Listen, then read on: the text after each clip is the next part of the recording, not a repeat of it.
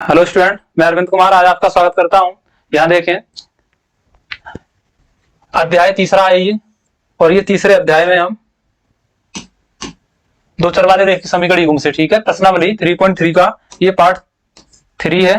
तो इसमें ही हम क्वेश्चन सॉल्व करने वाले हैं, ठीक है। तो इसका दूसरा क्वेश्चन है और तीसरे में कुछ क्वेश्चन दिए गए हैं, ठीक है। उनमें से कुछ क्वेश्चन को अब इसमें सॉल्व करेंगे। तो यहाँ देखें, दूसरा ये कह रहा है 2x + 3y बराबर 11 है और 2x ऋण 4y बराबर ऋण के 24 को हल कीजिए और m का वह मान ज्ञात कीजिए जिसके लिए y बराबर mx + 3 हो, ठीक है। तो इनके मान ज्ञात करने, तो सबसे पहले समीकरण लिखा हुआ है 2x + 3y = रेवन, ये है समीकरण 1। और दूसरा है 2x - 4y = -24, ये समीकरण 2 है। हम इसको क्या करेंगे, प्रतिस्थापन विधि से करेंगे, ठीक है, क्योंकि हम इसमें प्रतिस्थापन विधि ही पढ़ रहे हैं। तो समीकरण 1 से क्या कर रहा है, प्रतिस्थापन विधि द्वारा तो इसको प्रतिस्थापन विधि द्वारा हम इसको हल कर रहे हैं, ठीक है। अब यहां देखें, समीकरण 1 ले रहे हैं तो 2x बराबर ये 3y इधर ले जाएंगे तो लड़का हो जाएगा 11 ऋण 3y। अब यहां से x बराबर निकालेंगे तो 11 ऋण 3y बट्टे क्या हो जाएगा 2, इसको दे देंगे हम समीकरण नंबर 3, ठीक है। अब x का मान, यहां से x का मान समीकरण 2 में, ठीक है, समीकरण 2 में रखने पर का या फिर प्रतिस्थापित करने पर का, ठीक है। तो यहां से ये x का मान जो आया है 11 ऋण 3y बट्टे 2, कहां पर रखना है, इस x की जगह पर रखना है समीकरण 2 में, ठीक है। तो यहाँ पर 2x - 4y = -24 है, ये समीकरण 2 था। इसमें हम रख रहे हैं x की जगह पर, ठीक है। तो यहाँ 2 गुणा x की जगह पर रखना है 11 ऋण 3y बट्टे 2 और यहाँ पर ऋण का 4y बराबर ऋण के कितने हो जाएंगे 24, ठीक है। अब यहाँ इसके साथ ये गुणा में है, जब ये गुणा में तो 2 से ये 2 कैंसिल हो जाएंगे, यहाँ बचेगा 11 ऋण 3y ऋण के 4y बराबर ऋण के यहाँ 24। अब देखें, यहां से 3y और 4y कैसे हो जाएंगे,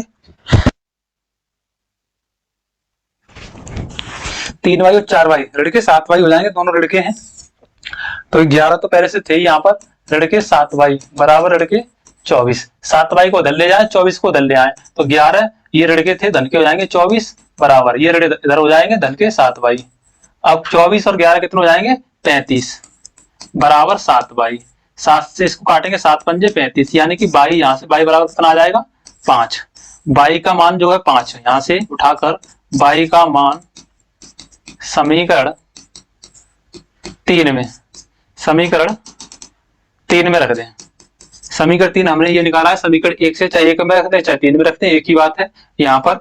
तो ये समीकरण 3 है, x बराबर 11 ऋण 3 गुणा यहाँ पर y का जो गुणांक है वो कितना है 3 है, तो y का मान कितना है यहाँ पर 5, तो 5 रखेंगे बटे और यहाँ बचा 2 तो 2। अब आगे हल करेंगे इसको, तो 11 ऋण 5 दिया 15 बटे 2। अब 11 15 में से इसको हटाएंगे तो x बराबर कितना आ जाएगा ऋण के 4 और 2 से इसको काट देंगे, 2 दूनी 4, यानी कि x बराबर कितना आ गया ऋण 2।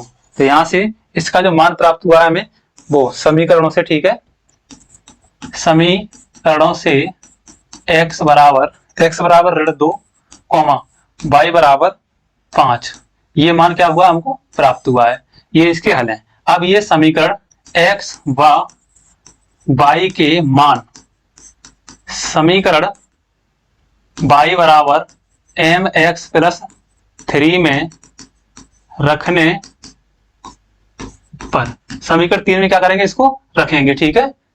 अब यहां देखें, y का मान कितना है 5 है, 5 बराबर m इंटू x का मान कितना है ऋण 2 है और प्लस के यहाँ पर 3, 5 बराबर ये हो जाएगा माइनस का 2m, गुणा कर देंगे 2 कर m के साथ में और ऋण का चिन्ह आगे और धन का ये हो जाएगा 3। अब इस 3 को धन लेके आएंगे तो ऋण का हो जाएगा 5, धन का पक्ष अंदर कर रहा है तो ऋण 3 को हो जाएगा, आ जाएगा ऋण के 2m। अब यहां से हम 5 में से 3 कम करेंगे तो 2 बचेगा और इधर हो जाएगा ऋण 2 बट्टे m।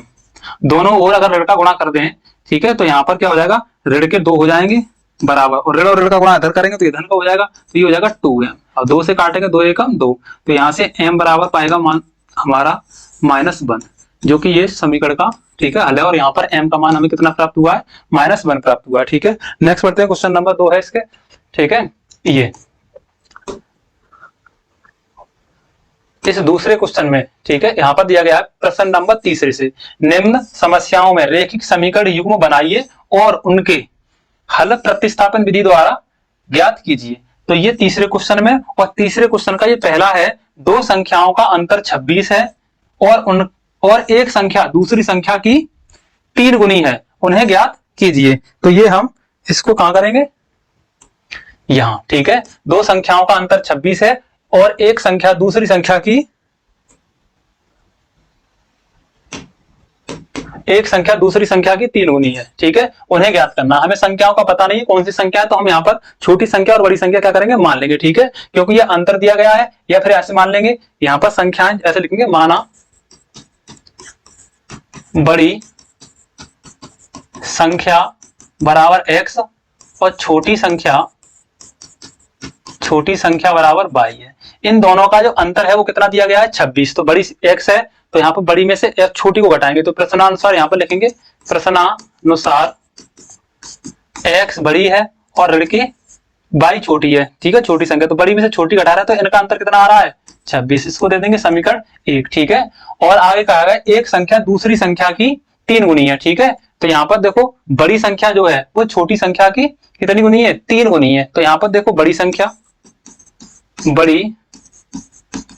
बराबर छोटी संख्या, तो बड़ी संख्या जो है छोटी संख्या कितनी गुनी है, 3 गुनी है, तो 3 का गुणा करके इसको क्या कर लेंगे, हम बराबर कर लेंगे। बड़ी संख्या हमने x मानी है तो x बराबर छोटी संख्या हमने y, तो यहाँ पर छोटी संख्या y और गुणा में 3, यानी कि x बराबर हो जाएगा हमारा 3y। इसको दे देंगे समीकरण 2। तो ये तो हमें रेखिक समीकरण युग्म प्राप्त हो गए। ठीक है, पहला और दूसरा। अब हम इनको क्या कर रहा है, प्रतिस्थापन विधि से। ठीक है, प्रतिस्थापन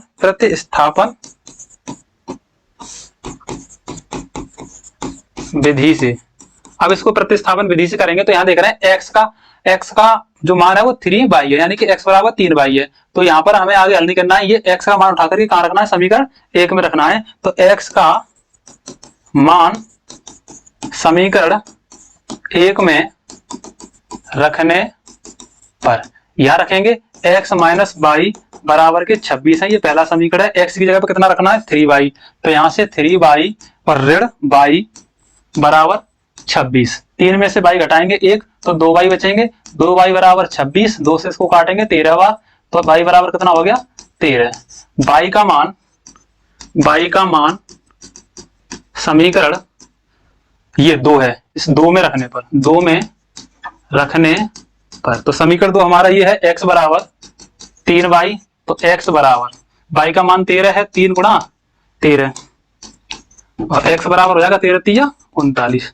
तो यहाँ से x का मान कितना आ गया, 39, और y का मान कितना आ गया, 13। अगर 39 में से 13 घटाएंगे तो इनका अंतर कितना आ रहा है, 26। ठीक है, और एक संख्या दूसरी संख्या कितनी गुनी है, 3 गुनी है, तो 13 तिया 39। छोटी संख्या की बड़ी संख्या जो 3 गुनी, यानी एक संख्या जो है दूसरी संख्या की कितनी गुनी है, 3 गुनी है। तो इसमें से हमने मान ली थी कि जो बड़ी संख्या थी वो x थी, छोटी संख्या थी वो y थी। ठीक है, अब यहाँ पर रैखिक समीकरण युग्म जो प्राप्त हुए हैं हमें, रैखिक समीकरण युग्म, एक तो हमारा ये x माइनस y बराबर 26, और दूसरा है x बराबर ये 3y।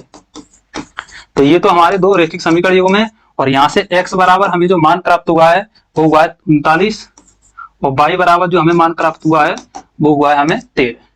तो ये था इसका आंसर। ऐसी वीडियो देखने के लिए चैनल को लाइक और सब्सक्राइब करें। धन्यवाद। ठीक है, नेक्स्ट देखते हैं अगली वीडियो में।